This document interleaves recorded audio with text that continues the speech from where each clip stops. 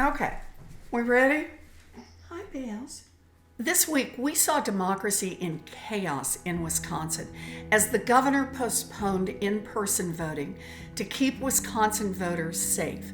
And then a court overturned the ruling. Let's see what the President of the United States thought about that. Mr. President, there's voting going on today in Wisconsin. There were reports of thousands of people waiting in hours-long lines as they've had to weigh their own personal health and their civic responsibility. Do you think that the Supreme Court was right in its decision that voting should go forward and the absentee extension should not take place? Yeah. Look, the Supreme Court, of course they were right.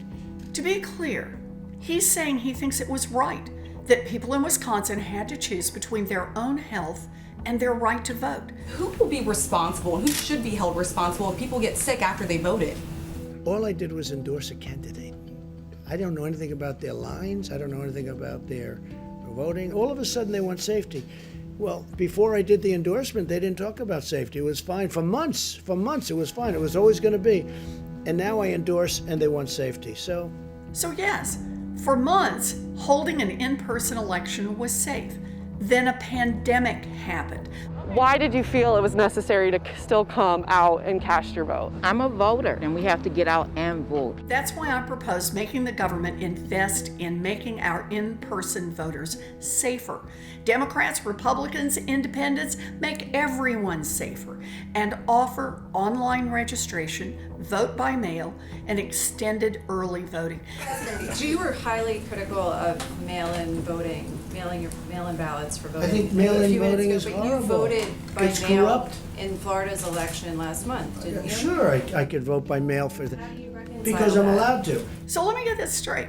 You support vote by mail when it's convenient for you.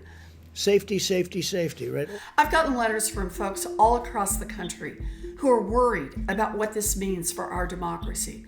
So let's just hear from a few of them. Paul from Colorado writes, "We are fortunate in Colorado to have vote by mail.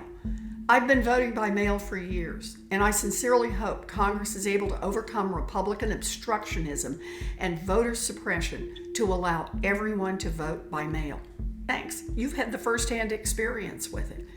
And here's Tom from Wisconsin. "My 85-year-old parents are going to have to risk their lives to go to the polls here in Wisconsin on April 7th because they refuse to postpone." I get it, Tom. This isn't right, and it is not a choice anyone should have to make. Mitch McConnell should call the Senate back in session so we can get to work. Americans are in crisis, and we must do everything we can to provide relief. Relief to students, relief to our seniors, relief to our small business owners, and we must protect our democracy. I've got a plan to make in-person voting safer and offer citizens the option to vote by mail and early vote. Go to ElizabethWarren.com to learn more and join us.